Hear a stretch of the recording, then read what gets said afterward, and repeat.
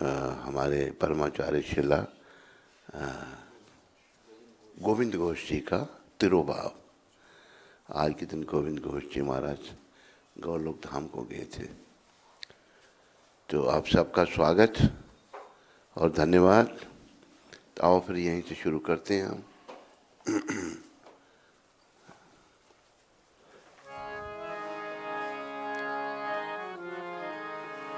ये अनिलो प्रेमाधन करुणा प्रचुर, ये अनिलो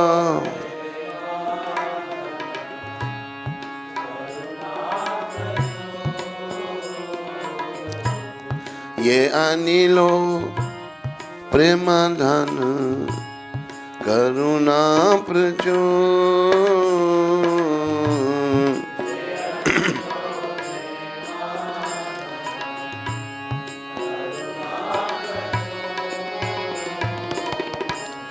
है न प्रभु को ठागेला आचार्य ठाकुर,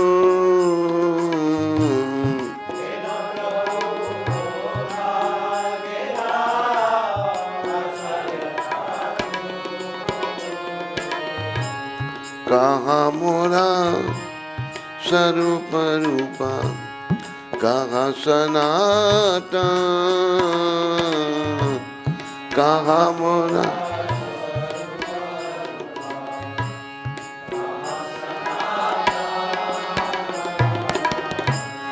कहाँ दास रघुनाथ पतिता पावन,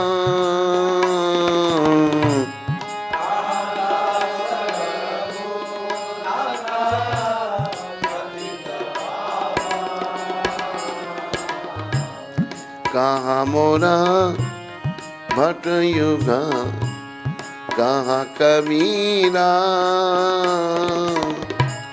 कहाँ मोरा भट्ट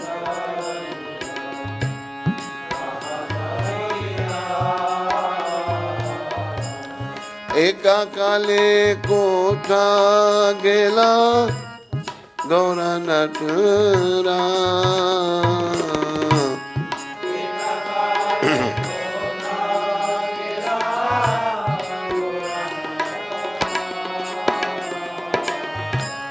पाषाणे कुटी वो माता अनिले पाशिबो,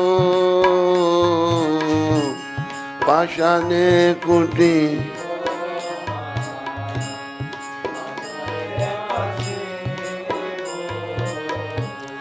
गौरंगा गुनेरा निधि कोठा गेले पावो,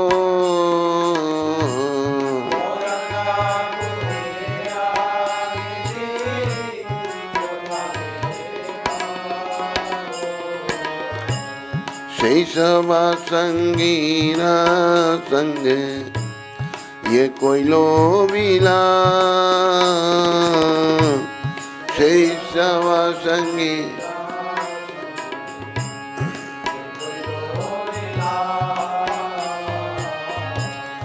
से संग न पाया काने नरोत्तम दास,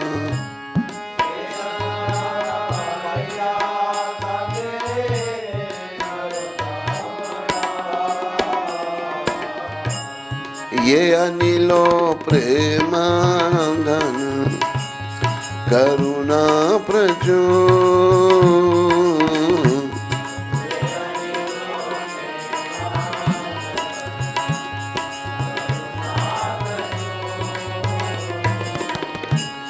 हे न प्रभु को ठागेला आचार्य ठाकुर,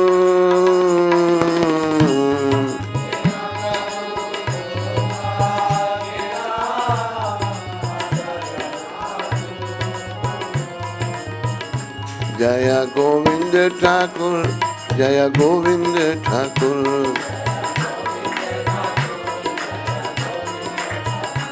जय आचार्य ठाकुर जय आचार्य ठाकुर, जय गोविंद घोष, जय गोविंद घोष।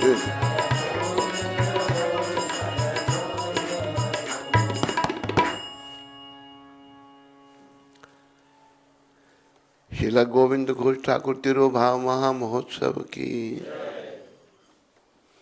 हमारे कलयुग के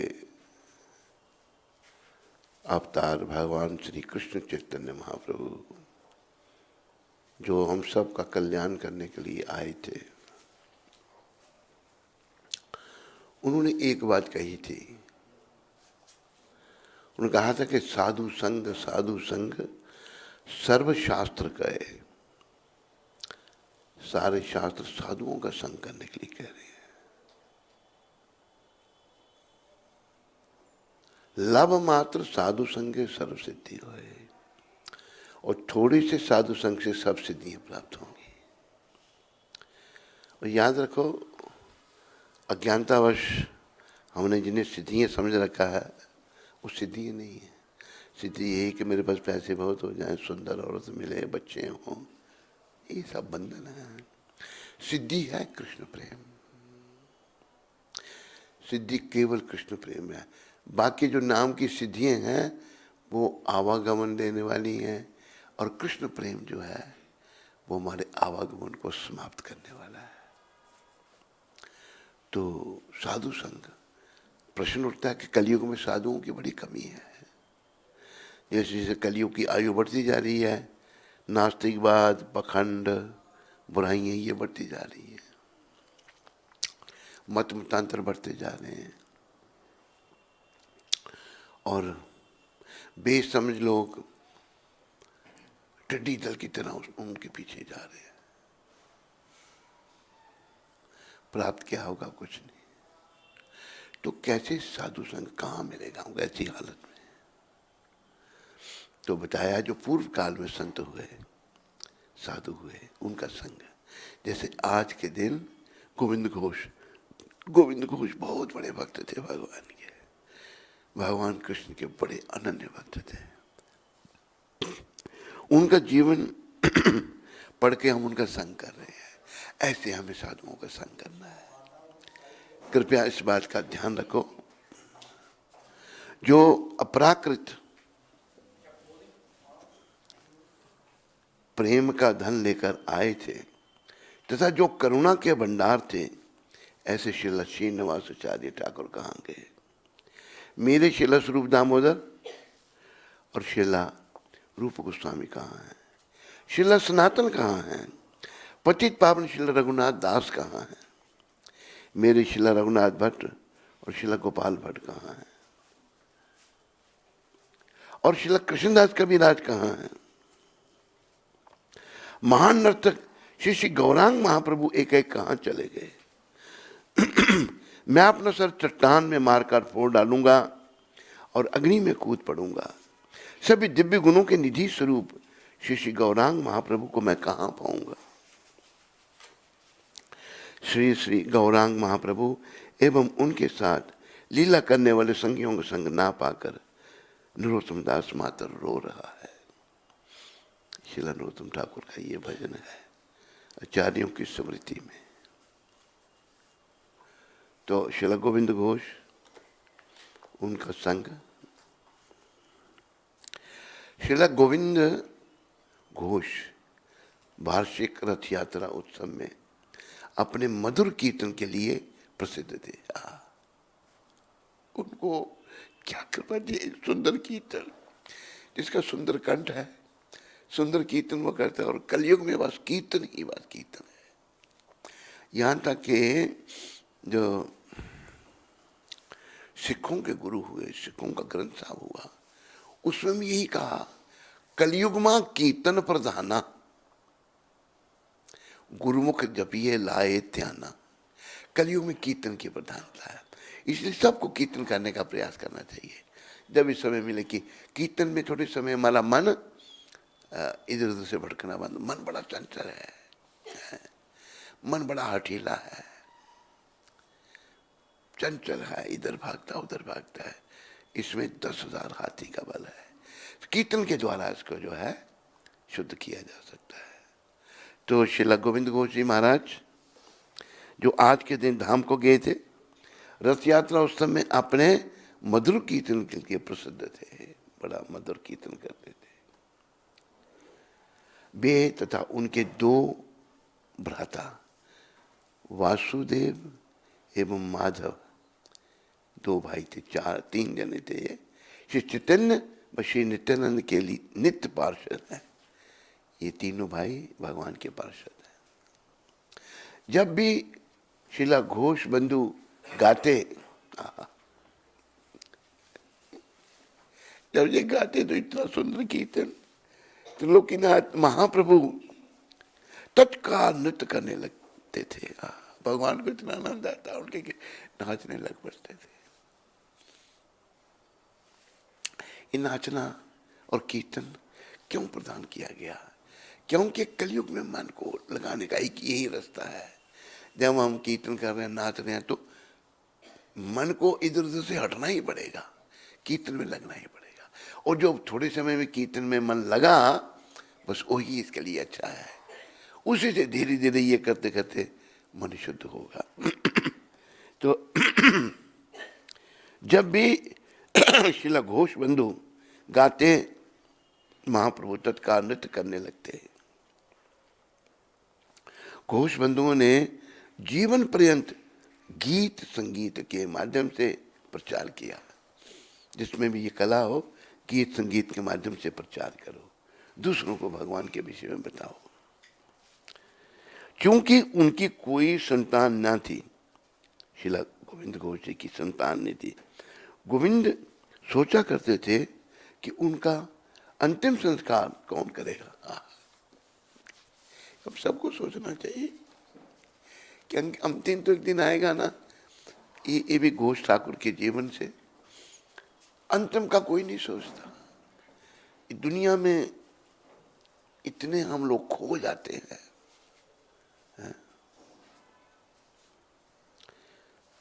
एक भजन में कहा ना कि दुनिया के झमेलों में फंसकर हम असली ठिकाना भूल गए। बोलो, दुनिया के झमेलों में फंसकर हम असली ठिकाना भूल गए। जो वादा करके आए थे, वह कौल निभाना भूल गए।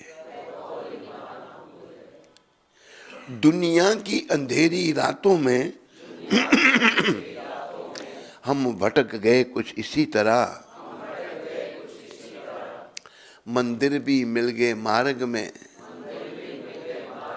हम शीश झुकाना भूल गए। एक एक शब्द बड़ा अच्छा है। हम देखते हैं रोज रोज मरघट पर लाशें जलती हैं। दुनिया के जिस्म जलते देखे, खुद का जल जाना भूल गए। ये हमारा खोएपन है संसार में, विषय विकारों में, स्त्री पुत्र में एक खोयापन भैया बड़ा गलत है। तो घोष ठाकुर श्री गोविंद जी महाराज सोचते थे मेरा अंतिम संस्कार कौन करेगा, संतान नहीं है, पुत्र का। देखो इसमें थोड़ा सा विचारने का है। अभी लोग लड़का चाहते हैं, पुत्र कोई नहीं चाहता। लड़का तो मिलेगा लेकिन पुत्र मिलना बड़ा कठिन है। पू नाम नरक का है, पुत्र जो उसमें से निकाले उससे पुत्र कहा है। हमें नरक में ना संतान इसलिए चाहिए जाती थी, वो कंसेप्ट ही खत्म हो गया। लेकिन अभी प्रभुपाद कृपा से फिर से शुरू हुआ है। अभी भोग विलास में दुनिया पड़ी है। बस भोग विलास के द्वारा जो संतान उत्पन्न होती है वो भगवत प्राप्ति नहीं करवा सकती। वैसे ही तो संतान उत्पन्न ऐसे ही हम संसार में सारे आते हैं। ये जो संबंध है केवल संतान के लिए होना चाहिए, बाकी हरि सिमरन होना चाहिए। लेकिन ये बातें खत्म होती जा रही हैं। संत भेजे भगवान ने फिर से हम लोगों को बचने का कुछ मौका है। तो जो नरक से निकाले उससे पुत्र कहते हैं, जो हमें नरक में ना गिरने दे। अगर पिता भगवत प्राप्ति नहीं कर सका तो पुत्र उसको करवाएगा, ये कॉन्सेप्ट था, ये भावना थी, अब वो खत्म हो रही है। तो जब भी घोष बंधु गाते महाप्रभु तत्काल नृत्य करने लगते थे। घोष बंधुओं ने जीवन पर्यंत गीत संगीत के माध्यम से प्रचार किया। चूंकि उनकी कोई संतान न थी, गोविंद सोचा करते थे कि उनका अंतिम संस्कार कौन करेगा। बड़े ध्यान से सुनना इनकी बात आप घोष जी की। गोविंद घोष के अर्चविग्रह ने स्वप्न में प्रकट होकर यह वचन दिया। जो उनके विग्रह थे जिनकी पूजा करते थे, स्वप्न में प्रकट होकर क्या ये वचन दिया, वे स्वयं सब कुछ कर देंगे, मैं कर दूंगा सब कुछ। प्यारे भक्त जो हैं, भगवान उनके सब कुछ कर देते, सब कुछ कर देंगे।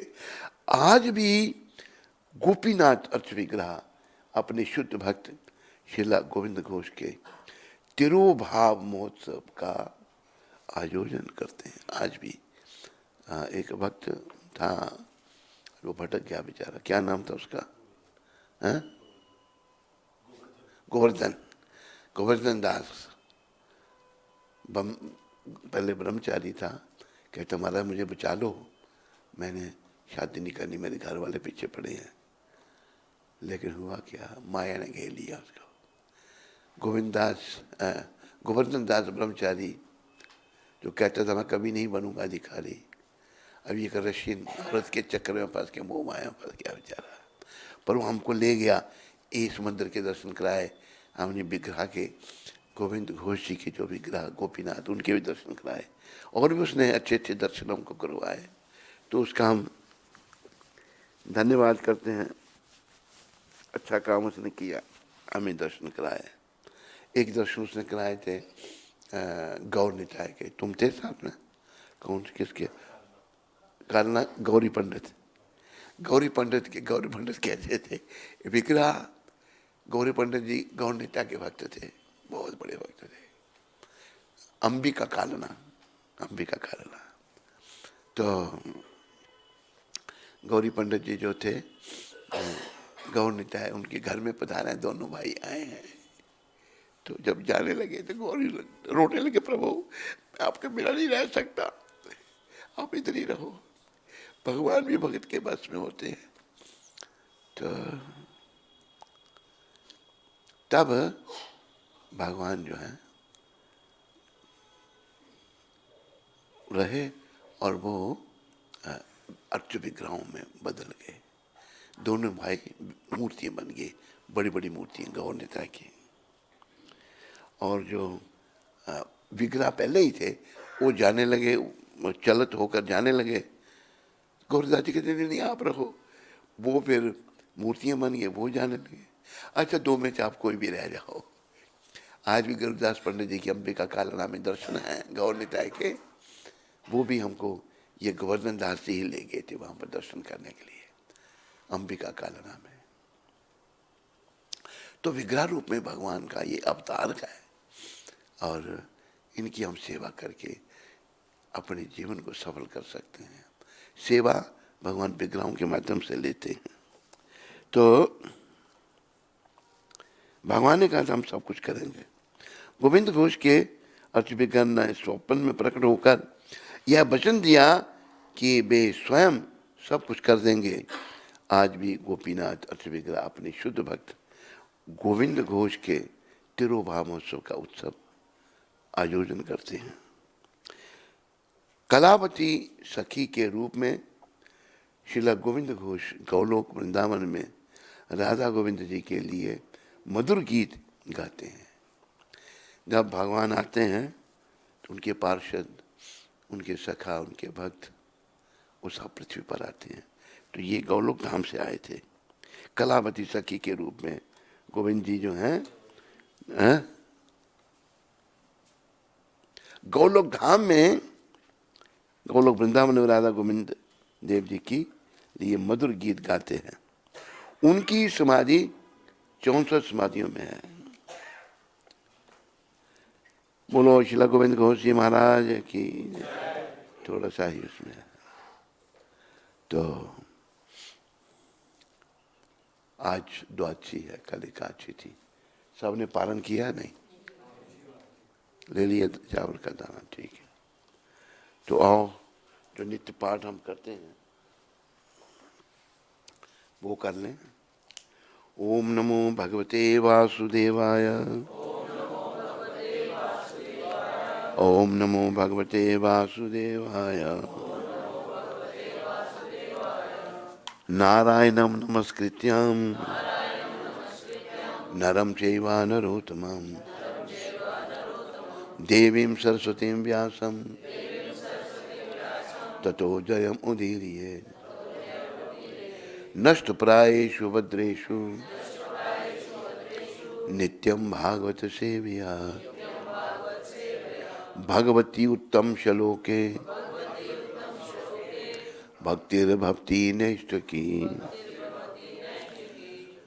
विजय के साधन स्वरूप इस श्रीमद् भागवत का पाठ करने सुनने के पूर्व मनुष्य को चाहिए कि वह श्री भगवान नारायण को, नरोत्तम नारायण ऋषि को, विद्या की देवी माता सरस्वती को तथा ग्रंथकार शिला व्यास देव को नमस्कार करें। भागवत की कक्षाओं में नियमित उपस्थित रहने तथा शुद्ध भक्त की सेवा करने से हृदय के सारे दुख कलमश लगभग पूर्णतः विनष्ट हो जाते हैं और उन पुण्य श्लोक भगवान में अटल प्रेमा भक्ति स्थापित हो जाती है, जिनकी प्रशंसा दिव्य गीतों से की जाती है।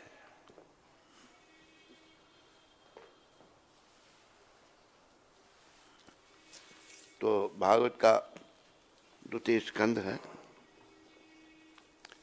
और पहला अध्याय है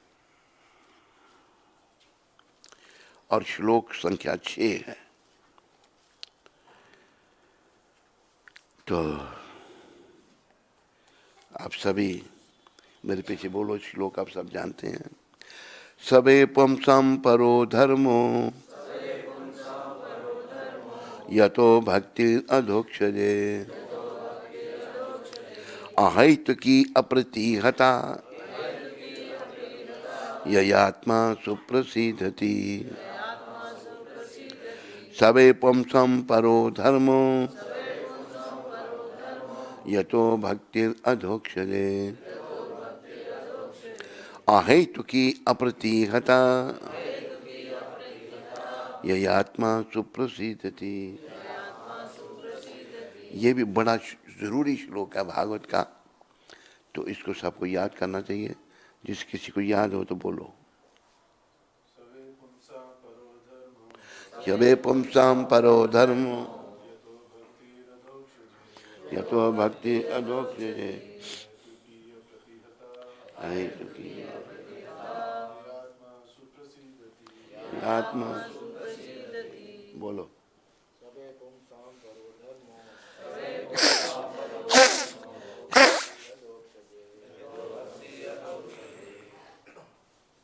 अहैतु की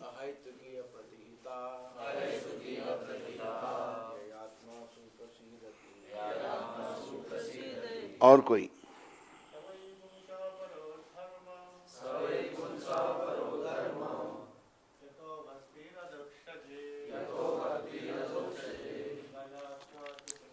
अहेतु की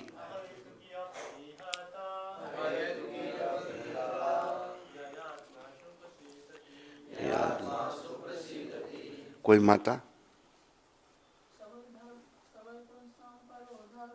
सबे पुंसां परो धर्म यतो भक्ति अधोक्ष। अहेतु की अप्रति आत्मा सुप्रसिद्ध।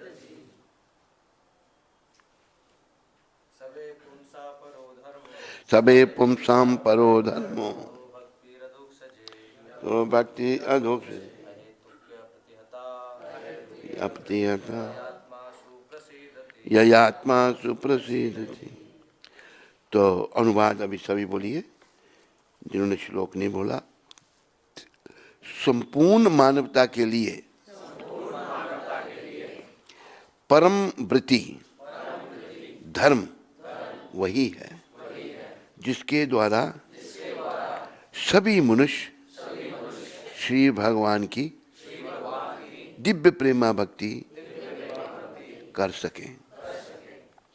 ऐसी भक्ति निस्वार्थ तथा अखंड होनी चाहिए जिससे आत्मा पूर्ण रूप से तुष्ट हो सके। मेरे प्यारे हरि भक्तों माताओं, सभी का ये कर्तव्य है, जितने भी जीव हैं, प्रभुपाद की कृपा से मैं बोल रहा हूं, जाति पाति चाहे कोई भी है, आत्मा सब में एक समान है। आत्मा परमात्मा की है। कर्मों से कोई, कलयुग में तो वैसे नाम के ब्राह्मण है, कलयुग में वैसे बताया है शास्त्रों में, कलो शूद्रा संभवा, कलयुग में सभी शूद्र हैं। ऐसा क्यों? क्योंकि एक गर्भदान संस्कार हुआ करता था। पति पत्नी मिलने से पहले एक संस्कार करते थे, नाम लेते थे, यज्ञ करते थे। वो गर्भदान संस्कार खत्म हो गया, इसलिए जो नाम के ब्राह्मण हैं उनके संतान, उनके घर भी शूद्र ही पैदा हो रहे हैं। संस्कार नहीं है, गर्भदान संस्कार लुप्त हो गया।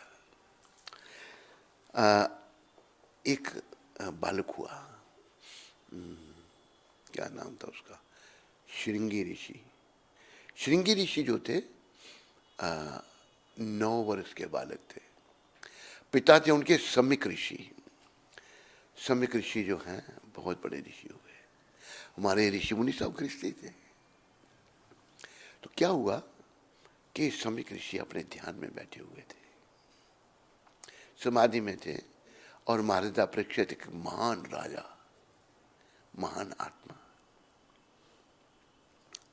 जो शिकार खेलने के निकले हुए थे। राजाओं को शिकार खेलने की अनुमति है, इसका थोड़ा स्पष्टीकरण करते हैं। राजा के हाथों, जो सच्चे राजा होते थे, प्रजापालक, उनको अपनी प्रजा की रक्षा करनी होती थी। तो वो जो पशु राजा के हाथों से मरते, उनकी सदगति होती, उनकी मुक्ति हो जाती, उनको मनुष्य शरीर मिल जाता था। राजा के हाथ से जो मरा उसकी भी सदगति, और उसको योनियों में नहीं जाना पड़ता। उसके बाद राजा के हाथ से जो मरा वो मनुष्य शरीर में आ जाती थी आत्मा। तो महाराजा परीक्षित जो बड़े ही धर्मात्मा राजा हुए हैं, बड़े उच्च कोटि के राजा हुए, जंगल में शिकार खेल रहे थे तो प्यास लगी, जंगल का मामला है, देखा कुटिया में आए, पानी पानी कर रहे हैं, तो पानी से व्याकुल हो गए वो। और सम्यक ऋषि ध्यान में बैठे हुए थे। सम्यक ऋषि अपने ध्यान, ऐसा लगता है फिर वो अंतर्मुख हो जाते हैं। हम सभी बहिर्मुख हैं, ये भी बड़े विचारने की बात है। हमको मन हमारा इधर जा रहा, उधर जा रहा, भटक रहा है, लेकिन जो अंतर्मुख हो जाते हैं उनको बाहर का कोई सुध ही नहीं, बाहर क्या हो रहा है।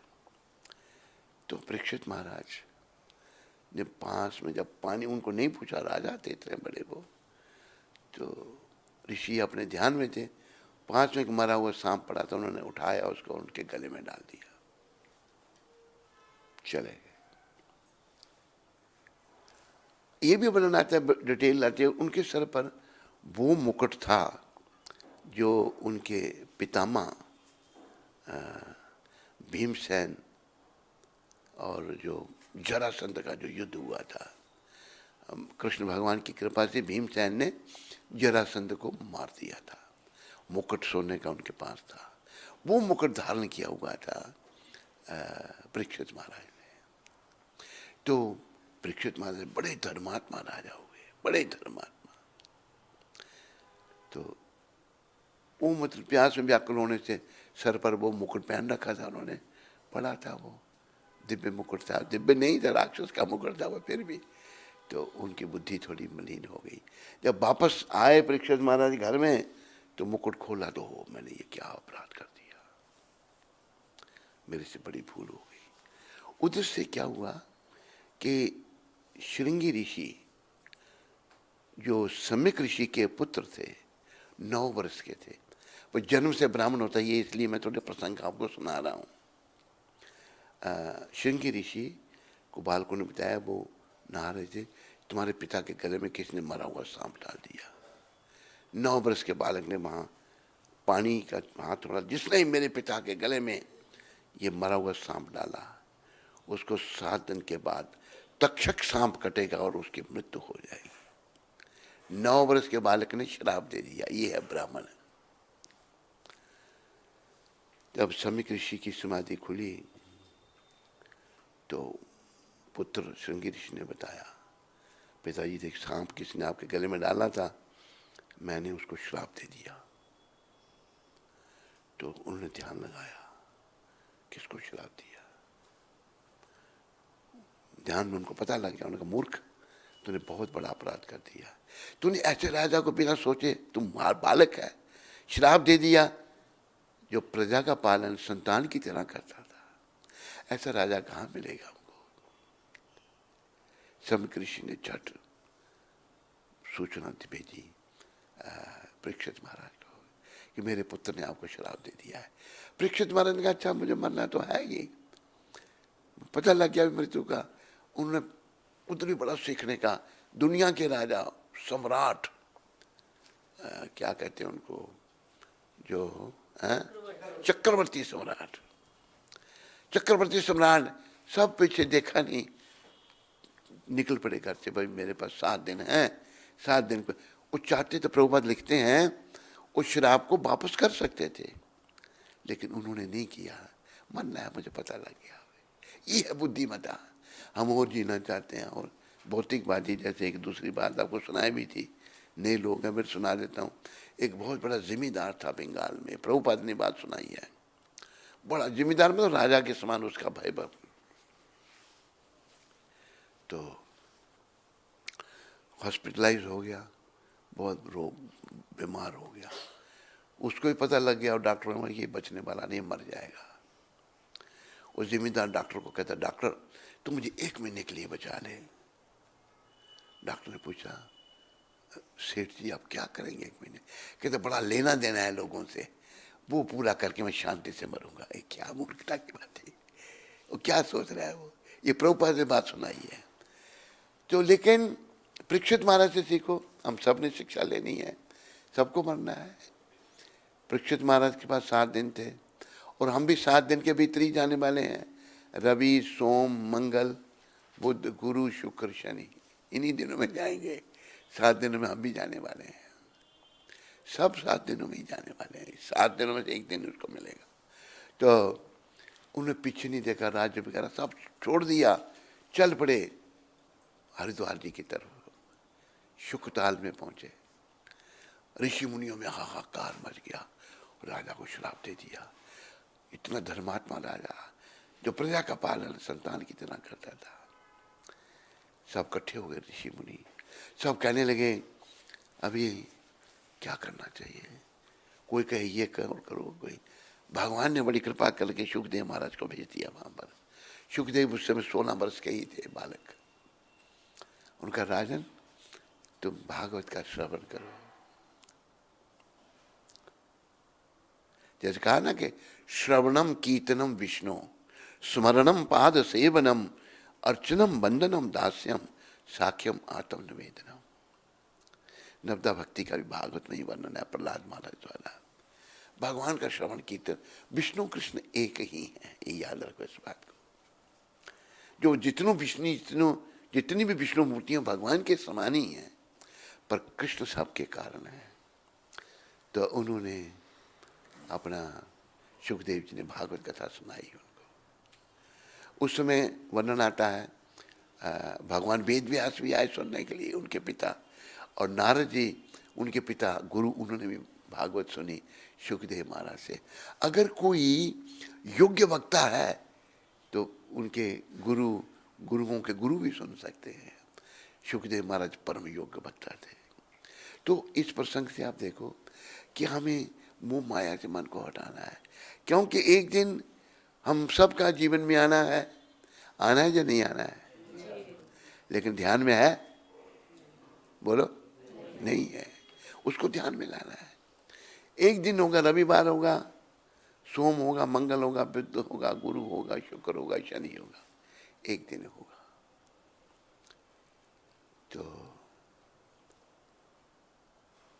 परीक्षित महाराज ने पीछे नहीं देखा, छोड़ दिया।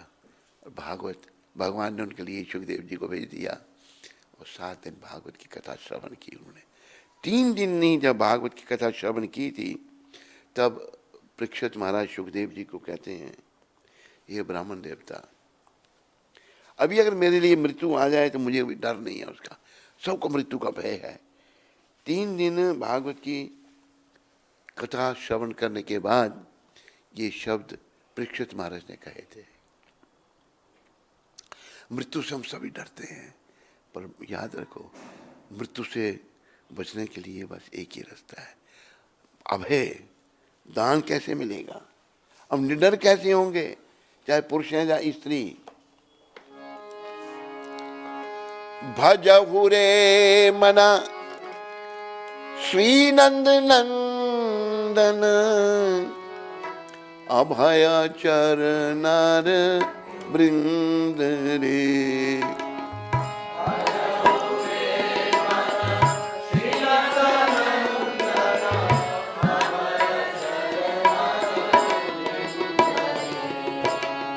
अभय चरनार वृंद रे,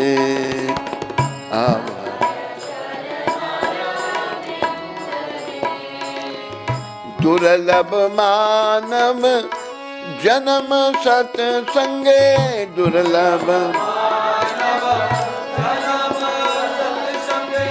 तरहाया बब सिंदूरे,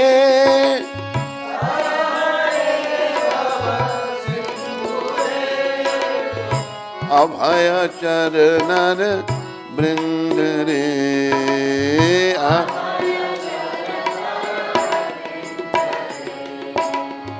शीत आतप बात बरी सन, शीत ए दिन जामिनी जागी रे,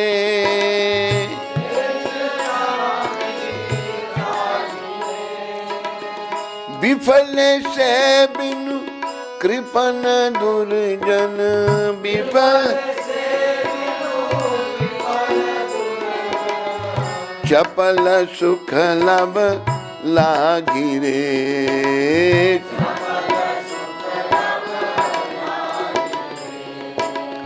अभय चरनार वृंद रे।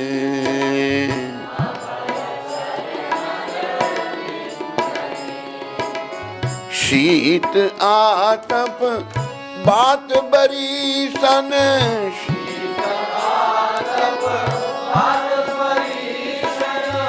ए दिन जामिनी जागी रे,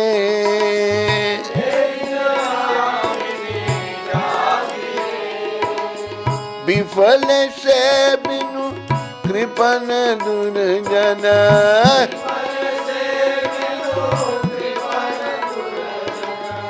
चपल सुख लब लागी रे,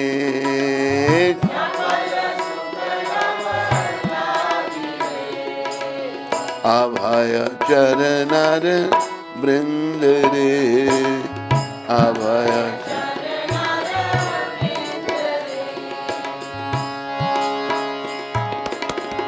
ए धन यौवन पुत्र परिजन, ए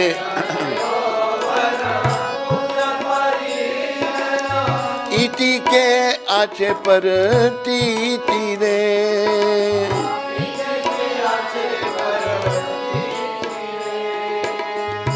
कमल दल जल जीवन टलमल,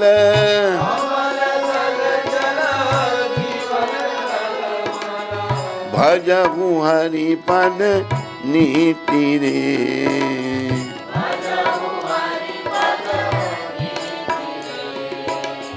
अभय चरनार वृंद रे,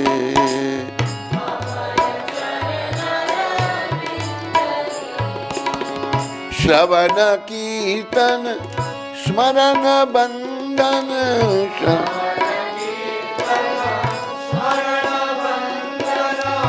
पाद सेवन दास्य रे,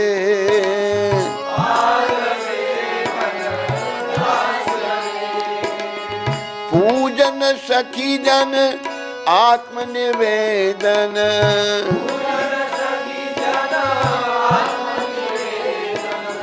गोविंद दास अभिलाष रे।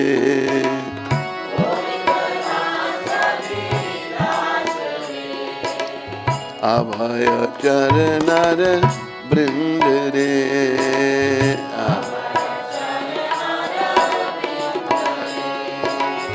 भज भूरे मना श्री नंद नंदन, अभय चरणर बृंद रे।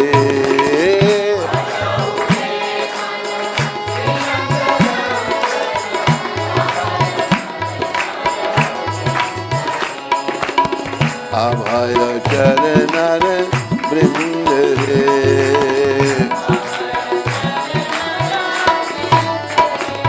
जय नंद नंदन जय नंद नंदन,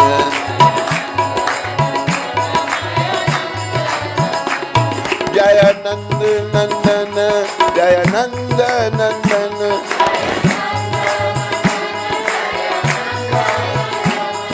जय नंद नंदन जय नंद नंदन,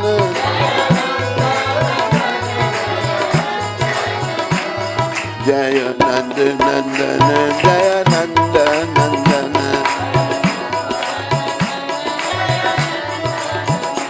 जय यशोदा नंदन जय यशोदा नंदन,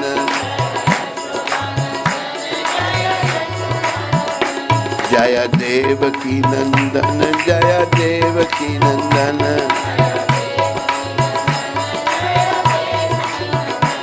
जय सच्ची नंदन जय सच्ची नंदन,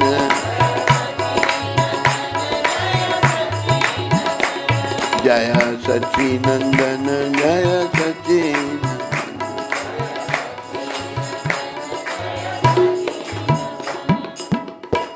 अगर निडर होना है तो हमारे ये आचार्य हुए श्री गोविंद दास कविराज महाराज, इनको कविराज की उपाधि दी थी, बड़े सुंदर कवि थे। ये धार्मिक भजन के रचयिता। तो कविराज गोस्वामी महाराज, गोविंद कविराज, गोविंद दास कविराज, ये किसी को कुछ नहीं कह रहे, अपने मन को कह रहे हैं, पर इनकी कृपा से हम भी सीख सकते हैं।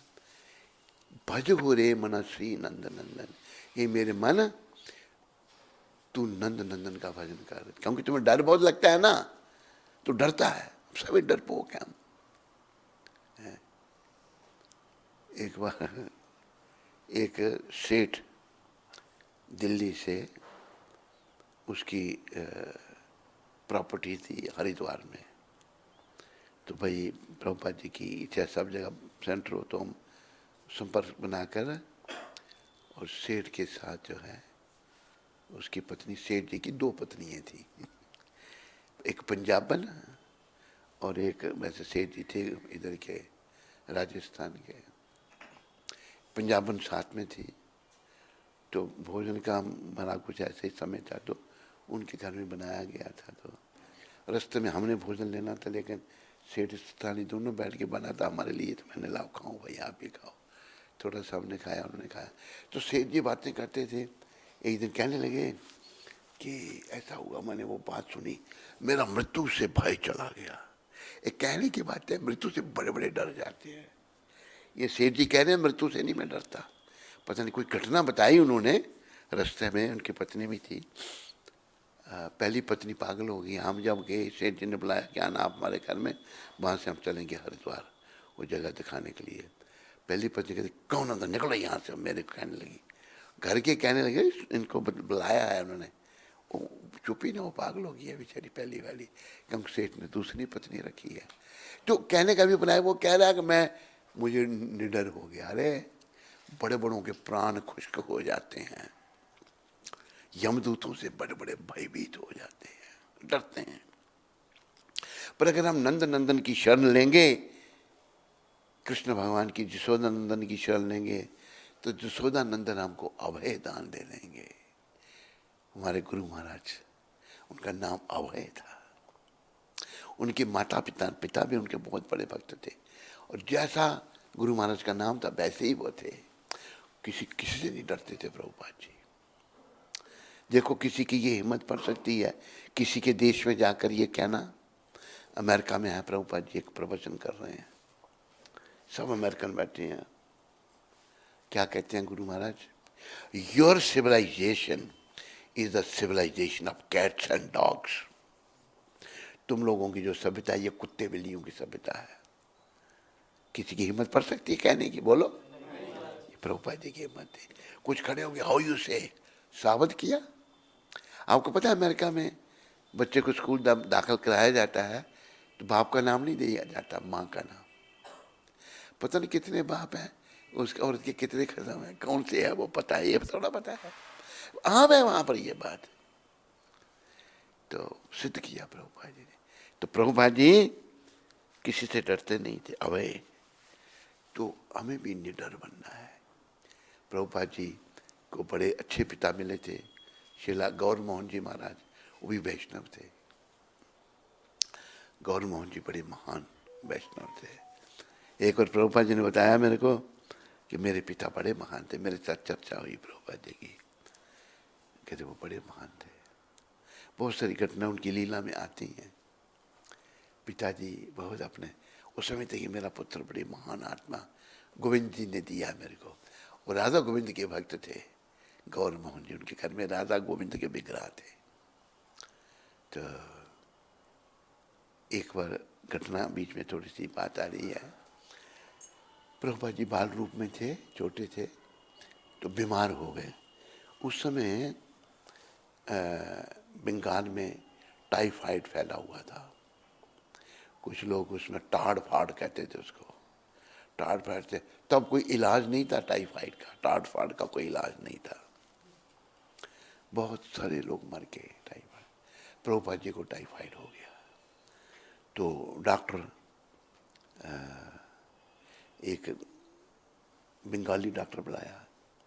बंगाली डॉक्टर एक अंग्रेज डॉक्टर को ले आया। अंग्रेजों का राज था भारत में। उसने बोला कि इसका कोई इलाज तो है नहीं, इसको टाइफाइड है इस बच्चे को, तो इसको जो है चिकन सूप ताकत देनी चाहिए इसको, ये टाइफाइड कमज़ोर कर देता है।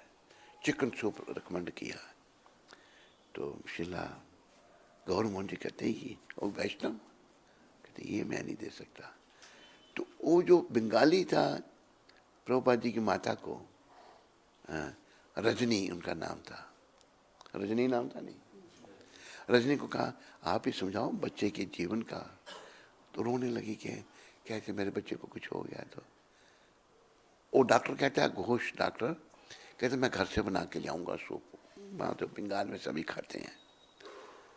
तो ले आया बनाकर घर से, चिकन सूप बना के लाया। प्रभुपाद जी को पिलाने की कोशिश की जा रही है, नहीं पी नहीं रहे, जबरदस्ती नहीं। और शिला गौर मोहन जी महाराज प्रभुपाद के पिता देख रहे हैं, तो वो नहीं पी रहे, बालक नहीं पी रहा, प्रभुपाद जी नहीं पी रहे। जन्मजात भक्त है प्रभुपाद। अगर छोड़ो मेरे बच्चे को, छुड़ाया, लेके आए और गोविंद जी के आगे रख दिया, विग्रहों के आगे रख दिया अपने पुत्र को, और चरनामृत डाला मुंह में कि जी आपने दिया है, आप ही इसकी रक्षा करो।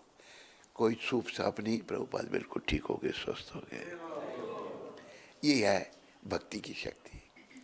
तो बड़े महान थे गौर मोहन जी महाराज। उन्होंने अपने पुत्र को बड़े प्रेम से पाला भी। एक महान आत्मा मेरे घर में आई है। तो प्रिय बंधुओं, अगर हमने निडर होना है तो गोविंद का भजन करना पड़ेगा। गोविंद ही हमको निडर बना सकते हैं, नहीं तो हम डरते रहेंगे, भय बना रहेगा। जब तक अशुद्धि है ना अंदर, काम क्रोध मोह लोभ अहंकार मद मत्सर ईर्ष्या दंभ कपट, ये बुराइयां हम में हैं, इनकी अशुद्धि है। जब तक ये चीजें बनी हुई हैं अंदर, तो हम अशुद्ध हैं, शुद्ध नहीं है। तो अशुद्धि का क्या है, एक सिम्टम क्या है कि डर। हम सब डरते हैं, भय भी तो है। पर गोविंददास कविराज महाराज कहते हैं, मेरे मन तू नंद नंदन का भजन कर। नंद नंदन का तू भजन करेगा तो क्या होगा? अभय हो जाएगा, निडर हो जाएगा, तेरे को कोई डर नहीं रहेगा। अभय चरणार वृंदरे, भज हो रे मना श्री नंद नंदन अभय चरणार वृंदरे।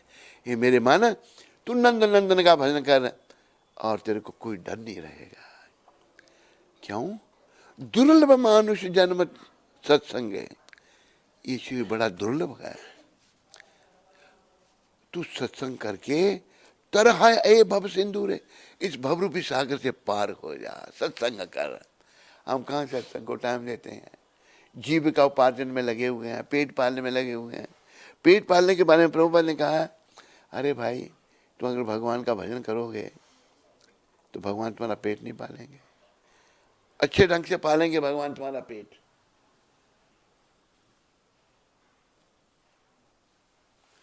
अच्छे ढंग से भगवान तुम्हारा पेट पालेंगे। प्रभुपाद उदाहरण देते हैं जंगलों में हाथियों का। अफ्रीका में मैं रहा, वहाँ झुंडों के झुंड हाथी चलते हैं और सारे हाथी कितना खाते हैं? मनों के हिसाब से। गुजराती भाषा में कहावत है, मारा वाला जो छे कीड़ीनो खावा माटे कान आपे छे और हाथी ने मन। चींटी, चींटी को कीड़ी कहते हैं गुजराती भाषा में। इतना तक खाती है, भगवान उतना ही दे रहे हैं उसको। हाथी मन कहते हैं, उसको मन के हिसाब से दे रहे हैं। तो हमें भगवान पे भरोसा होना चाहिए, भजन करना चाहिए। जीव का उपार्जन, पेट लगा पालन करेंगे अगर भजन भक्ति करोगे। ऐसे भी कई बार देखा गया है, एक भक्त में नाम बोल रहा हूँ उनका, तो मैं नहीं खाऊंगा, अगर भगवान खिलाएंगे तो तब खाऊंगा। अगर भगवान खाना बना उनको खिलाने के लिए सच्ची भावना थी, भगवान के चरणों में सच्चा विश्वास था और भगवान आते भी हैं। कहा ना, भगवान भगत के बस में होते आए। भगवान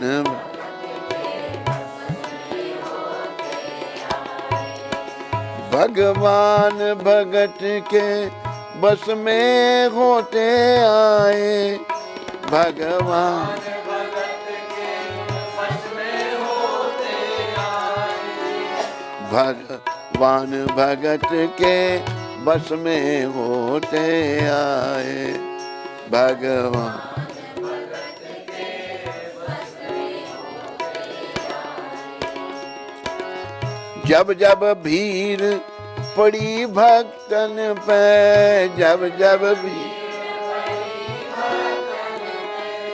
नंगे पाँव वो आए। भगवान भगत के बस में होते आए। भगवान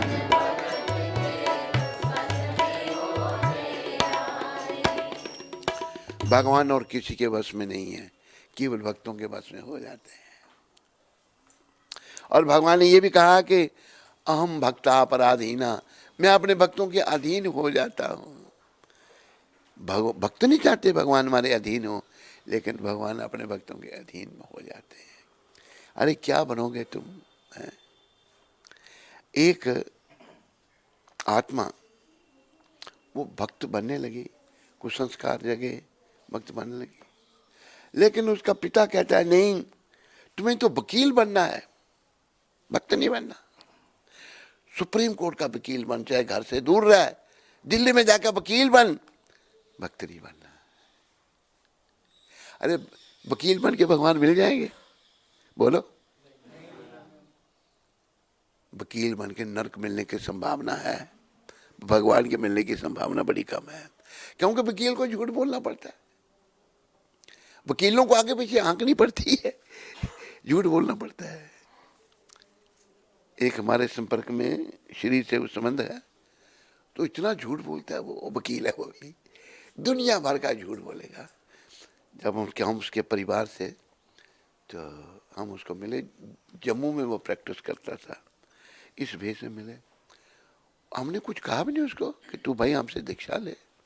कहते वो मैंने उससे दीक्षा ले ली है। वो सोचने लगा कि मेरे को ये कहेंगे हमारे, हम श्री से उसको चाचा लगते हैं।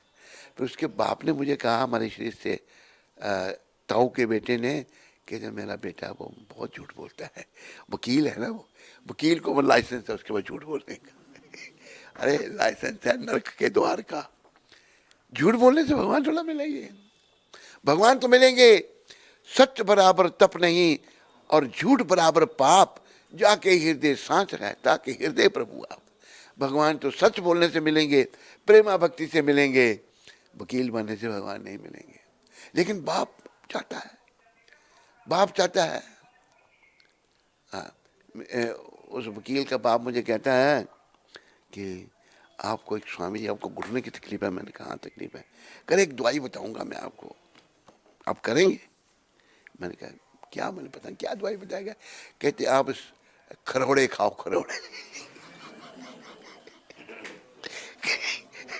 खरोड़े, खरोड़े समझते हो नहीं?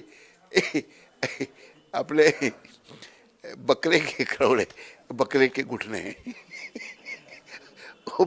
वकील साहब के पिताजी हमको ये सुझाव दे रहे हैं। मैंने कहा वाह धन्य हमारा जहाँ भी। कहते मैं भी आपसे दीक्षा लेना चाहता हूँ। मैंने कहा आप जैसे गुरु को, आप जैसे शिष्य को पाकर हम धन्य हो जाएंगे। तो कलयुग में बड़ी बड़ी विकृति है, जागो, आंखें खोलो और भक्ति करो। भगवान केवल भक्त को मिलते हैं कलयुग में, और कोई रास्ता है ही नहीं। भगवान ने ये भी कहा है, जो भोगों को चाहते हैं, भुक्ति मुक्ति सिद्धि कामी, भोगों को चाहने वाला, मुक्ति का चाहने वाला, सिद्धियों को चाहने वाला जो कामी है सकले रे अशांत। बोलो, भुक्ति मुक्ति सिद्धि कामी, सकले रे अशांत, कृष्ण भक्त निष्काम, एता एव शांत। कृष्ण भक्त निष्काम है और इसलिए उनको शांति है। निष्काम भक्ति मिलेगी तो भगवान मिलेंगे। बाकी भोगों को भोगना ये सब नरक का द्वार। और पेट की चिंता करी, इस पापी पेट के लिए हम कितने पापड़ बेलते हैं। सारा समय इसी में नष्ट हो जाता है। हमें सारा समय भगवत भक्ति में लगाना है, कृष्ण की सिमरन में लगाना है। जो गोविंदास जी ने कहा ना कि भज हरे मना श्री नंद नंदन, अभय चरनार वृंदरे, दुर्लभ मानव जन्म सत्संगे, तरहया ए भव सिंधुरे। इस मनुष्य शरीर को पाकर तुम इस भवरूपी सागर से पार हो जा। फिर शीत आतप बात बरीसन, ए दिन जामिनी जागीरे, विफल से बिनु कृपन दुर्जन, चपल सुख लब लागी रे। कभी सर्दी का दुख, कभी गर्मी का दुख। इस बेचारे को नींद आ रही है। किताब मेरे हाथ में दी, पकड़ नहीं सकता हूँ ऐसे।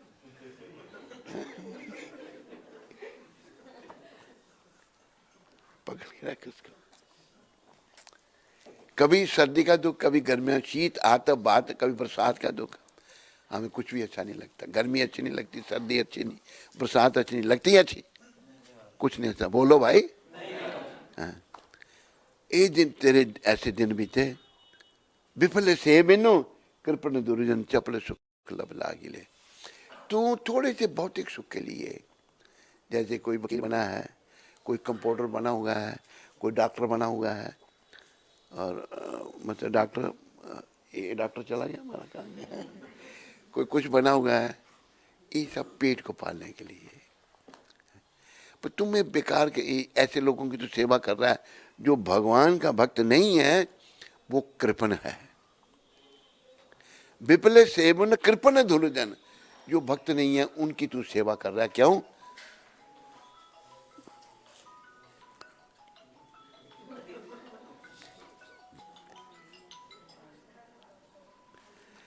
तो जो भक्त नहीं है वो कृपण है, चाहे वो कोई भी है। जो भक्त है वो ब्राह्मण है, कोई भी है। अगर वो भक्त है तो ब्राह्मण है, भक्त नहीं है तो कृपण है। तो गोविंदास जी कहते हैं, विफल सेवन कृपण दुर्जन, चपल सुख लब लागे ले। तुम ऐसे लोगों की सेवा करता है, क्यों? वो तुम्हें पैसे देते हैं, उनकी नौकरी कर रहा है तुम। ये तो छोड़ दे, कृपण लोगों की सेवा करना छोड़ दे, तो नंद नंदन का भजन कर। फिर उन्होंने कहा, ये धन यौवन पुत्र परिजन, तेरा धन, तेरी यौवन बचता, तेरे पुत्र परिवार, इतनी क्या अच्छे प्रतीति दे, क्या गारंटी है ये तेरे को सुख देंगे। तेरा धन, तेरी यौवन बचता, तेरा पुत्र, तेरा परिवार है, तेरे को सुख देंगे, क्यों नहीं।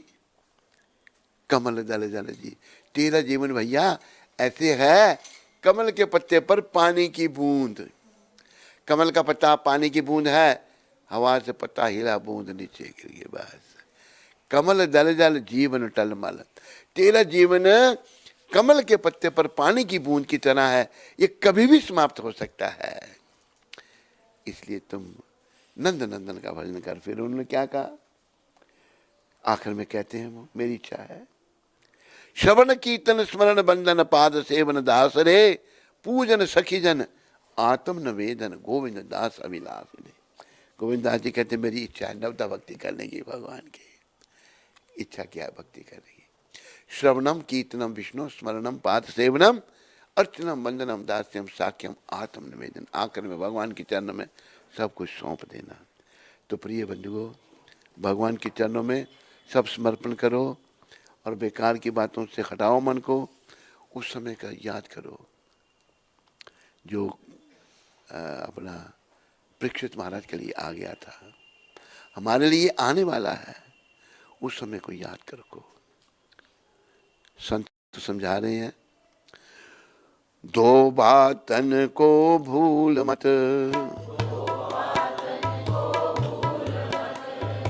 जो चाहत कल्याण,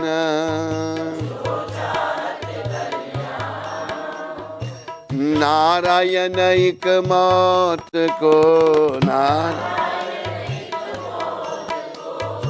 दूजे श्री भगवान। हे प्राणी, हे बंधु, हे माता, हे बहन, हे बेटी, हे भाई, तुम्हें अगर अपना कल्याण चाहिए ना, मौत को और भगवान को नहीं भूलना। अब प्राय जब संसार के कामों में, दुनिया के झमेलों में फंसकर असली ठिकाना भूल गए। हम भूल गए मृत्यु के, मृत्यु भी एक दिन आएगी। हम तो लगता नहीं, मैं तो अमर हूं, अमर नहीं कोई भाई, कोई अमर नहीं है यहाँ पर। रावण में इतनी शक्ति थी, रावण जब अपने सिंहासन पर बैठता तो यमराज के ऊपर पांव रख के बैठता था। कहाँ वो रावण, उसको भी मरना पड़ा। रावण को भी मरना पड़ा, मृत्यु सबके लिए है, इसलिए उसका ध्यान किसी को नहीं, समय बीत जाता है। दुनिया के झमेलों में फंसकर हम असली ठिकाना भूल गए। जो वादा करके आए थे वह कौल निभाना भूल गए। माँ के पेट में वादा किया था, प्रभु मुझे इस गर्भ योनि से निकालो, मैं आपका भजन करूंगा, लेकिन उस बात को हम भूल गए, उस बात को हम भूल गए, कारण खो गए दुनिया में। लेकिन नहीं भाई, जागो। बुद्धिमान कौन है? दो बुद्धिमान हमारे पास बैठे हैं, नहीं तीन बैठे हैं, चार बुद्धिमान बैठे हैं हमारे पास। एक तो बुद्धिमान ये है जो भी मोबाइल से खेल रहे हैं, बस हैं बुद्धिमान ये, छोड़ दो मोबाइल को, बुद्धिमान जी नहीं चले। ये मैरिन इंजीनियर, अच्छी तकड़ी तनख्वाह लेते थे, कितनी मिलती थी? 32,000। 32,000 मैं कितनी मिली? 32,000 शक्ल रोने वाले। 32,000 तनख्वाह मिलती थी। कितनी समय आपने इंजीनियरिंग की? 7 साल। 7 साल में 3-4 जहाज तोड़े होंगे इन्होंने समुद्री जहाज के इंजीनियर। खाली 7 साल नौकरी कहाँ की? नौकरी नहीं की, 4 साल इंजीनियरिंग की। 4 साल नौकरी कितनी? 5 महीने। 5 महीने 2-3 जहाज तो तोड़े होंगे, समुद्री जहाज में थे इन्होंने छोड़ दी। ये बुद्धिमता है। जैसे बुद्धिमान ये बैठे हुए हैं बेचारे। आप क्या कर रहे थे श्रीमान जी? आप इंजीनियरिंग कर रहे थे? नहीं, आप क्या कर रहे थे बोलो? हैं? गाड़ी खराब ये मैकेनिकल ऑटोमोबाइल इंजीनियर, और ये बेचारे सब सीखे, खाना पीना सब सीखे।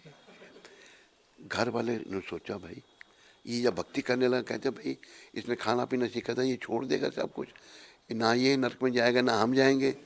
इसको नहीं पुनी मंदिर में गया था, मार देंगे हम तेरे को। लेकिन कोई संस्कार जागृत हो गए पूर्वजन्म के, सब कुछ सीख गए थे। हैं सीख गए थे नहीं? हाँ जी, बोल रहे हैं स्वीकार कर रहा है। एक तो ये, एक ये बैठे हमारे डॉक्टर साहब। डॉक्टर साहब आए तो मैंने कहा जब घर वाले आ गए जाओ, कहते घर नहीं जाना। मैंने यही ठीक कह रहा हूँ डॉक्टर साहब? नहीं, घर नहीं जाना। मैंने क्यों भाई? तेरे घर वाले हैं, तेरा बाप तेरा रो रहा है, बाप तेरा कह रहा है कि महाराज ने भी हमारे साथ अन्याय किया। इसको गुस्सा आ गया कि महाराज ने क्या अन्याय किया तुम्हारे साथ? भाई मैं अपनी मर्जी से यहाँ आया हूँ, महाराज ने क्या अन्याय किया? यही बात थी नहीं? हाँ, कुछ शब्द कह मैं बताऊंगा नहीं। बाप को डांट लगाई, तूने मेरे 7 साल कितने 6 साल बर्बाद किए, 6 साल बर्बाद कर दिए। शुरू से इच्छा थी भक्ति करने की, लेकिन बाप कहता है नहीं मैं डॉक्टर बना हूं, तुम भी डॉक्टरी में 7 साल लगाओ, उधर 6 साल, उसके बाद देखेंगे। तेरे को चक्कर में फंसाने का पूरा प्रयास कर रहे हैं, तो फंसेगा कि नहीं फंसेगा। सोचा भाई इस पर इतनी कृपा, देखो भगवान की कृपा कितनी प्रबल होती है। आप कहाँ से बता रहे?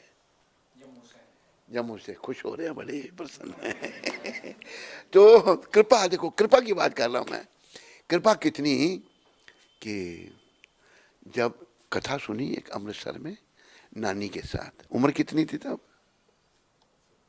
हैं 16-17 साल, छोटी उम्र थी। कहते नानी को, कहते मैंने भक्ति करनी है। नानी कहती है तेरी माँ तो कुछ नहीं कहेगी, तेरा बाप नहीं छोड़ेगा मेरे को। यही कहा था ना उसने। नानी तू पहले घर चल, उसके बाद तू आ जाना, जो मर्जी कर। अभी तो घर चल, फिर जो मर्जी कर। नानी सोचने लगी मैं लाई थी कथा सुनने इसके, ये यहाँ से जाएगा नहीं। संस्कार जागृत हो गए। घर में आया तो कहते मैंने भक्ति करनी है। तो बाप कहते भाई जैसे तैसे इसको चक्कर में फंसाना आपने। बाप ने देखा इसकी श्रद्धा तो पूरी होगी अपने स्वामी जी में। कहते हमारे इसको ये बोलो कि ये MBBS कर ले। मैंने कहा भाई तुम ऐसा है MBBS कर ले। अच्छा महाराज कर लूँगा। कर ली, श्रद्धा थी। MBBS की, हाउस जॉब की, 6 साल ना। आगे सीधा मंदिर में। मंदिर में तो आगे माता पिता आ गए, पिताजी रो रहे हैं, मामा भी रो रहा है। मामा भी है ना, एक मामा था, दोनों रो रहे हैं। पिताजी रो रहे हैं तो जीजा जब रो रहा है तो साला, जब जीजा रो रहे हैं साला भी आगे रो रहे हैं। माँ बेचारी, माँ नहीं रो रही, माँ थोड़ा छुपा के। जिस माँ ने जन्म दिया धन्य है वो माँ। जैसे मोदी जी की माँ थी ना, धन्य है मोदी की माँ। चाहे मोदी किसी भी जात का था, हमने उनकी माँ के पाँव छुए थे जाकर। तू धन्य है जिनने, तूने ऐसा पुत्र दिया भारत को जो सारे भारत की सेवा कर रहा है। जननी जने तो भक्त जन, या दाता जा शूर, नहीं तो जननी बांध रहे क्यों खवावे नूर। माँ तो बेचारी ठीक है, क्या पराधीन है, क्या करे। तो बाप रो रहा है उधर से। बाप कहता है मैं लगा छलांग लगाने ऊपर से। साला कहता मैं भी लगाता हूँ। साला भी रो रहा है साथ में। छोटा था बड़ा कौन सा था? तुम्हें सब पता है, गप मत मार, तू ही वही था। हैं छोटे वाला। कहते जीजा जी तो मैं भी लगाता हूँ साले, चलो चलो। लेकिन हिम्मत नहीं पड़ी ना जीजे की ना साले की, हिम्मत नहीं पड़ी। फिर गुस्से में कहा कि देखो महाराज ने हमारे साथ अन्याय किया। अरे भाई मैंने क्या अन्याय किया? वो पूर्व जन्म के संस्कार लेके आया भक्ति करने के लिए, हैं आप उसको माया जाल में फंसा रहे हो। इस जन्म में आपका पुत्र, पूर्व जन्म में किसका पुत्र था? जैसे वो महाराजा चित्रकेतु की कथा आती है ना, उनके पुत्र को रानियों ने जहर दे दिया, तो नारद जी ने फिर उसको वापस बुला लिया आत्मा को। बच्चा उठ के बैठ गया। नारद जी कहते तेरा बाप महाराजा चित्रकेतु रो रहे हैं, सब रो रहे हैं, इतने तेरी माँ रो रही है, तुम क्यों नहीं सुख? कहते मेरे कितने माँ बाप, कौन से माँ बाप हैं तेरे? वो बच्चा कहता है मेरे इतना ही मेरा इनके साथ संबंध था, पूर्व जन्म में मैं पता नहीं क्या था, राजा था क्या था, वो भी कुछ ऐसे ही था। कहते ये रानियाँ जितनी हैं मैं कुछ पता नहीं क्या था, इन ये सब कीड़ियाँ थी, कीड़ियाँ। मैंने जो उपले जलाए, एक कीड़ियाँ सब करोड़ों कीड़ियाँ जल गई, वो भी रानियाँ बन के मेरे साथ बदला लिया, मेरे को मारा, मेरा तो कल्याण हो गया, मैं बस जा रहा हूँ। जब ये शब्द कहे तो चित्रकेतु जी की आंखें खुल गई। कौन किसकी माँ, कौन किसका बाप, ये सब थोड़े समय के लिए हम इकट्ठे हुए हैं, लेकिन बड़ा बहुत नाटक हुआ, क्या बताएं आपको भाई। भांडा हमारे सर पर फोड़ा जाता था, पर हमारा क्या कसूर था। जब इसके पिता ने कहा स्वामी जी ने भी हमारे साथ अन्याय किया, ये कहता है क्या अन्याय किया, क्या अन्याय किया, तूने मेरा 6 साल समय बर्बाद कर दिया। तो हमको भक्ति करना चाहे तो नहीं करने देते, सब जो जिस लाइन में लगा वो दूसरे को उसी लाइन में लगाएगा। लेकिन याद रखो, शास्त्र में वर्णन आता, मैं नहीं कह रहा, ये मीरा जी ने पत्र लिखा था तुलसीदास जी को, जब मीरा जी को उनका देवर राणा और सास और ननद भजन नहीं करने दे रहे थे, तो मीरा जी ने पत्र लिखे तुलसीदास जी को, मैं क्या करूं, मुझे भक्ति नहीं करने दे रहे। तो तुलसीदास जी ने पद लिखे, जाके प्रिय ना राम बदेही, सो छाड़िए कोटि बैरी सम यद्यपि परम स्नेही। वो राम जी के भक्त, राम कृष्ण दोनों एक ही हैं। जिसका राम जी से प्रेम नहीं, उसको 1 करोड़ दुश्मन के समान छोड़ दो। तजियो पिता प्रहलाद, भविष्य बंधु भरत महतारी। पिता को प्रहलाद जी ने छोड़ दिया, भविष्य ने भाई रावण को छोड़ दिया, और भरत जी ने मां ककेई को छोड़ दिया। यहां तक ब्रिज की ब्राह्मण पत्नियों ने अपने पतियों को छोड़ दिया। गौतम ऋषि ने अपनी पत्नी अहल्या का त्याग कर दिया। सभी त्याग हो सकते हैं। जीवन का उद्देश्य तो भाई भगवत प्राप्ति करना है और कुछ नहीं है। प्रभुपाद कृपा से आप सब जागो, समय ज़्यादा हो रहा है और मैं आगे ना बढ़ूंगा, ये श्लोक भी कई दिन चलेगा। सवे पंसम परो धर्मो जतो भक्तिर अहदोक्षजे, अहितु की अप्रतिहता ये आत्मा सुप्रसिद्ध थी। संपूर्ण मानवता के लिए परम वृत्ति धर्म यही है जिसके द्वारा सभी मनुष्य श्री भगवान की दिव्य प्रेमा भक्ति प्राप्त कर सके। प्रेमा भक्ति, अगर प्रेम भक्ति प्राप्त नहीं हो सकी तो आप बोले क्या होगा? प्राप्ति होगी यमदूतों की, यमदूतों की प्राप्ति। प्रभुपाद कहते थे किसी को ना हो। क्यों? अरे यमदूत बड़े बड़े, एक भजन में प्रार्थना की है, जब कंठ प्राण आए कोई रोग ना सताए, यम दर्शन ना दिखाए। जब प्राण तन से निकले, यमदूत दिख जाए आखिर में तो मल मूत्र का त्याग हो जाता है। इतना भयानक उनकी शक्ल होती है जब प्राण तन से निकले। तो भैया यमदूतों को देखना पड़ेगा, जो तुम्हारे ध्यान में नहीं है, जो हमारे ध्यान में नहीं है, उसको ध्यान में लाना है। प्रेमा भक्ति प्राप्त करनी है। ऐसी भक्ति निस्वार्थ तथा अखंड होनी चाहिए, स्वार्थ नहीं होना चाहिए। भक्ति ये नहीं कि पैसे के लिए या सुंदर औरत के लिए। हमारे एक उधर था, पता नहीं कथा सुनता नहीं सुनता, वो लक्ष्मण सार मंदिर में आता था, कहती आपके भगवान इतने जागृत हैं। मैंने क्यों? कहती मेरी हर इच्छा पूरी कर दी इन्होंने। एक मेरी इच्छा थी वो IRS करने की, IRS वो भी हो गई। जितनी इंडियन रेवेन्यू ऑफिसर, आजकल वो कमिश्नर लगा हुआ, अब मानता है, अभी भी मानता है। ये हमारे लक्ष्मण सर के मंदिर जो है वहाँ के ठाकुर ने, कहते मेरी इच्छा हो एक लड़की की शादी कर, उसके साथ शादी, वो शादी भी हो गई। मेरी इच्छा हो जो जो मैंने भगवान से मांगा, 2 लड़के भी हो गए, सब कुछ भगवान ने पूरा कर दिया। पर ये सब टेम्परेरी है भाई, भक्ति ही परमानेंट है। भक्ति करनी है, भक्ति करानी है। जो नहीं करे उसके लिए प्रार्थना करो भगवान से। भक्ति नहीं करने वाला हो अपना शत्रु खुद बना हुआ है। भक्ति जो करता है वो अपना मित्र है, और दूसरों को करवाता है उनका भी मित्र है। भक्ति करनी करवानी, यही जीवन का उद्देश्य है। इन्हीं शब्दों के साथ आप सबका धन्यवाद। हरे कृष्णा। बोलो पतित पावन शिला प्रभुपाद की। ये जो आप देख रहे हैं साहब, 3 मैंने आपको सैंपल बताया, इंजीनियर का और मैकेनिकल नहीं, ऑटो और MBBS डॉक्टर। ये सब प्रभुपाद कृपा से हो रहा है।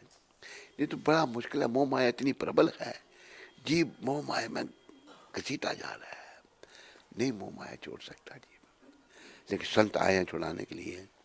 तो आज तारीख है 19 तारीख है, और ये शब्द प्रभुपाद जी ने मायापुर में कहे थे 19 तारीख 1976 में। हम अपने मनमाने ढंग से कार्य करते हैं, ये भी एक बीमारी है मनमाने ढंग से कार्य करने की, और तुरंत उसका फल होता है, फल भी तुरंत हो जाता है। प्रकृति अथवा भगवान के ऐसे नियम हैं।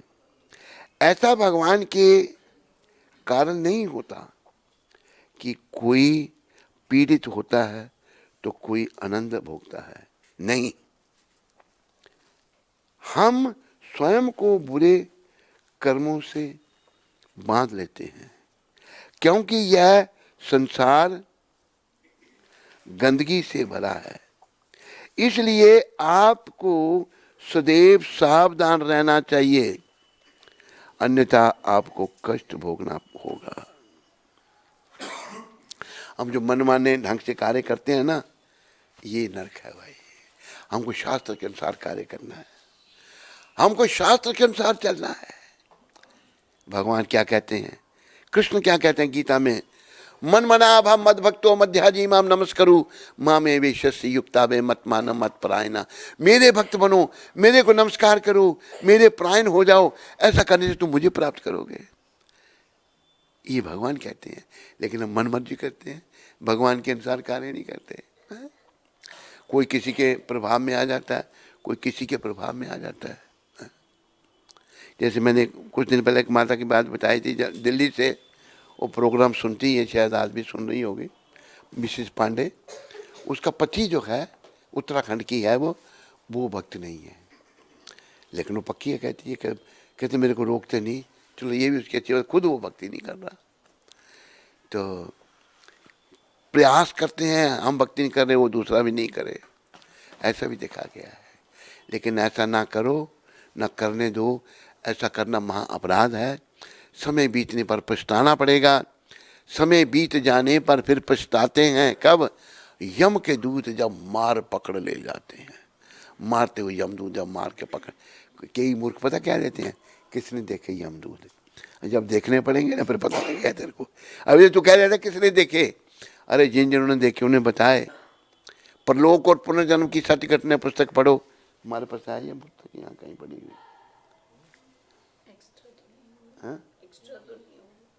है बस,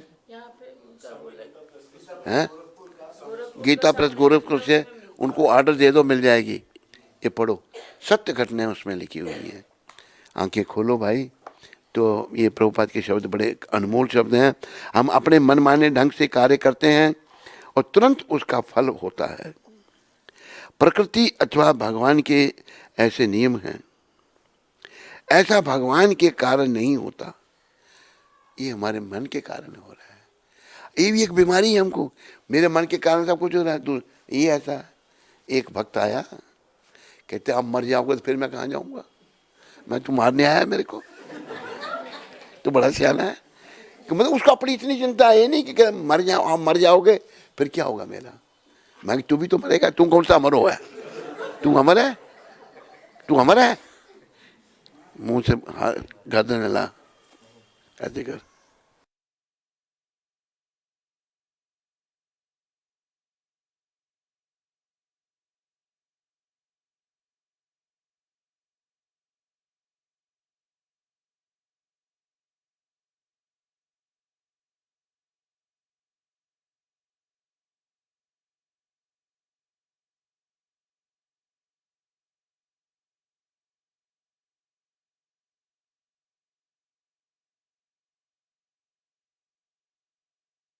हमें भी दिया अच्छा, अच्छी आज तो मैंने सुना भाई, कहते मैंने मेरी सगाई हो गई है।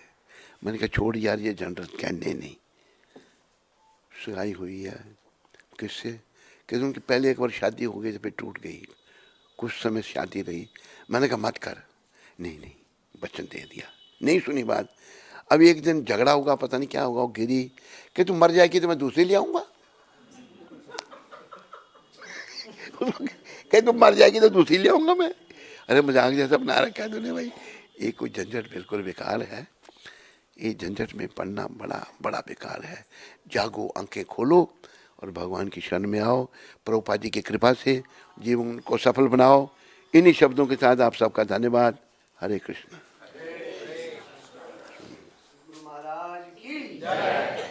19 तारीख है। शंकरी माता नोएडा से। हरे कृष्ण गुरुदेव महाराज जी के चरण कमलों में कोटि कोटि दंडवत प्रणाम। गुरुदेव महाराज जी, आज इस शरीर का जन्मदिन है। एक और साल निकल गया इस जीवन का, भक्ति में इतनी प्रगति नहीं हुई है।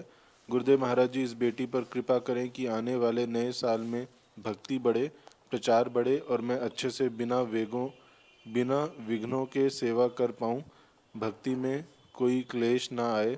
आप परम कृपालु परम दयालु हो गुरुदेव, जो मेरे जैसी पतित को हमेशा किसी न किसी संकट से रक्षा करते हो। आपकी सदा ही जय हो और स्वस्थ हमेशा सुखदायक रहे। आपकी पतित बेटी। शंकरी माता, ऐसा है, मेरी शुभकामनाएं तुम्हारे साथ में हैं। बेटा हिम्मत कर, कुछ पाने के लिए कुछ खोना पड़ता है। संसार में अगर दुख भी लगते हैं ना, ये भी भगवान की कृपा है। अभी जैसे मैं तुम्हें अपनी बात सुनाता हूँ कि कृपा थी, शुरू से यही इच्छा थी साधु बनने की, लेकिन थोड़े बड़े हुए, कुछ चल पड़ी बातचीत, शादी करनी है। एक जगह हुई तो हनुमान जी की प्रेरणा से मुझे पता लग गया भाई पंडित ने टेबा गलत मिला रखा है। तो खुद मैंने मिलाया, तो पंडित कहते हैं शादी नहीं हो सकती।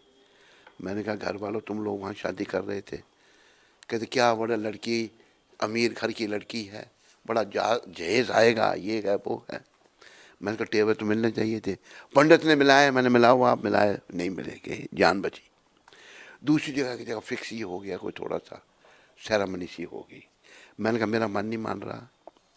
एक हमारे शुभ चिंतक बड़े भैया कहते हैं, सब इकट्ठे हो गए, मैं अकेला, 12-15 फैमिली के मेंबर बैठे, मैं अकेला। मैंने कहा भाई तुम सब पीछे पड़े हो, कोई शादी तो नहीं हुई, सगाई तो नहीं हुई, थोड़ी सी सेरेमनी हो गई है, ठाका दे दिया, उनको वापस करो वो। मैंने कहा कि शादी करने के बाद मेरा जीवन दुखी रहूं मैं सारे जीवन भर, तो आप लोग खुशी रहेंगे? एक हमारे शुभचिंतक भाई कहते हैं तुम्हें सारे जीवन दुखी रहना पड़े इसकी कोई चिंता नहीं, पर हमारी इज्जत के लिए शादी कर लो। मैंने कहा कमाल हो गया भाई, छाती पे हाथ मार के जोर से, हमारी इज्जत के लिए। मैंने आपकी इज्जत बचे और हम जाए नरक में। लेकिन हनुमान जी ने बड़ी कृपा की, प्रभुपाद जी की बड़ी कृपा थी, हम उस नरक से बच गए भाई।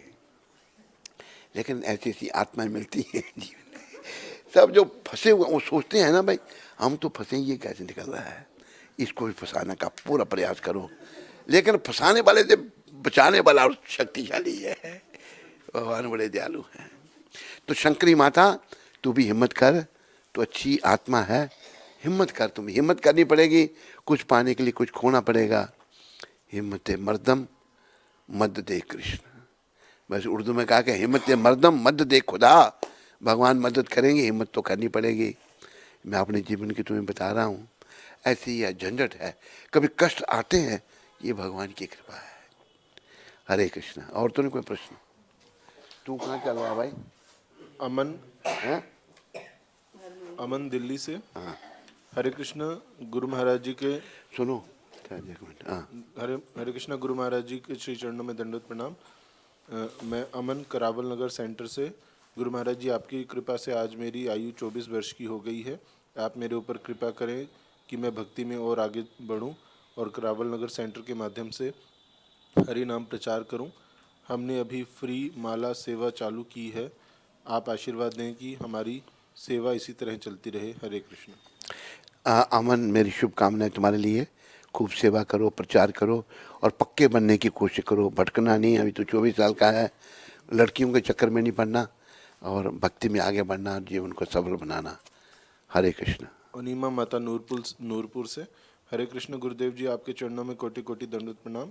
मेरी बेटी रिहांशी अभी 5 साल की है और अभी वो भी आपकी कृपा से एकादशी रखती है। आप अपना आशीर्वाद हम जैसे पतित आत्माओं के ऊपर बनाए रखना। हरे कृष्ण। रिहांशी के लिए मेरा आशीर्वाद। अच्छा बच्चा तेरे घर में भगवान ने भेजा। अनिमा तू भक्त है तो भगवान ने अच्छी बेटी बनाई तेरे को। उसकी अच्छी तरह से देखभाल करो, पढ़ाओ लिखाओ उसको, पर भक्त बनाओ। और जब बड़ी हो जाएगी तो हमारे पास भेज देना उसको, यहाँ भक्ति करेगी वो। और हमारी बहुत सारी बेटियाँ हैं, हमारी बेटियाँ भी बहुत सारी हैं और बेटे भी हैं।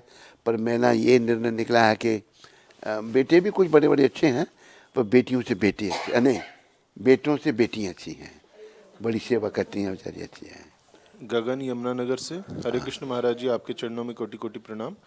महाराज जी, मेरा प्रश्न यह है कि राधा नाम को बार बार बोलने का मन करता है, हरि नाम में वो रुचि क्यों नहीं आती?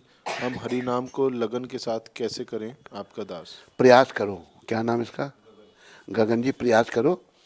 अभी जब महामंत्र है ना, हरे हरा, ये संबोधन में हरे है, ये राधा जी का ही नाम है। हे राधा रानी, हे कृष्ण भगवान, हे राम भगवान, मुझे अपनी सेवा में लगा लो। हमें शास्त्र के अनुसार चलना है। शास्त्र चक्षु, शास्त्र की आंखों से देखना है। हमारी आंखें दूषित हैं, हमें 4 दोष हैं, हम गलती करते हैं, इंद्रियां अपूर्ण हैं, धोखा देने की आदत है, अविद्या में हैं हम। तो इन शरीर से ये कोई भी अपना जो ज्ञान बखानता है वो दूषित है, क्योंकि दूषित शरीर से ये ज्ञान निकला है। तो मेरी शुभकामना तुम्हारे लिए, आगे बढ़ो और भक्ति में प्रगति करो।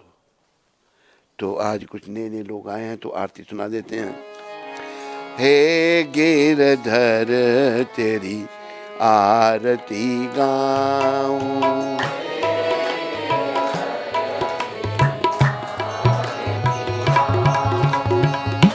मोर मुकुट तेरे शीश पे सो गए, मोर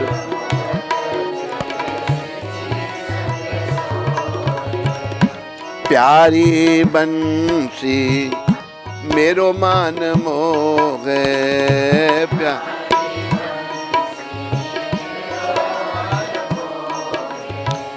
देख छवि बलि हारी मैं जाऊं, देख छवि बलि। हे गिरधर तेरी आरती गाऊं,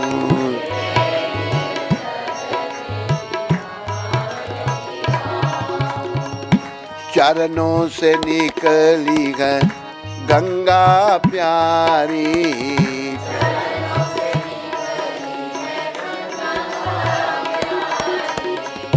जिसने तारी दुनिया सारी,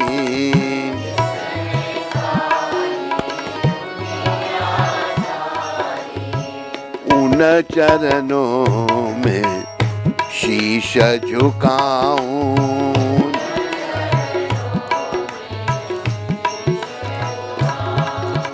हे गिरधर तेरी आरती गाऊं,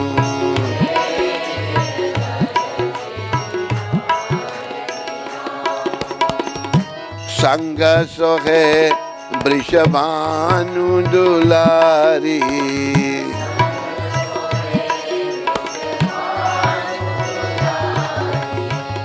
ललिता विशाखा सखियां प्यारी,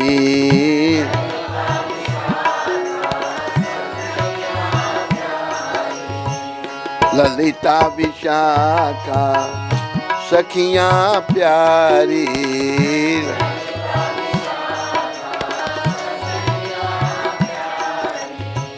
युगल छवि के दर्शन पाऊं, युगल छवि के दर्शन। हे गिरधर तेरी आरती गाऊं,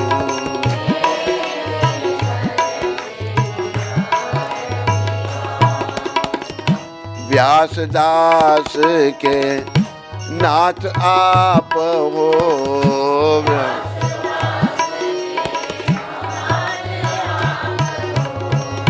सुख दुख प्यारे साथ आप हो।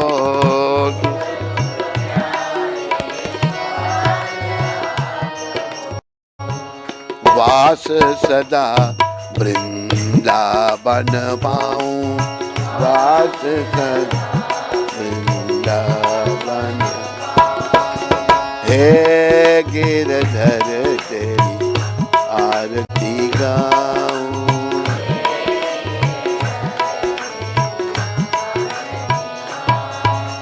गिरधर गिरधर जय जय गिरधर गिर।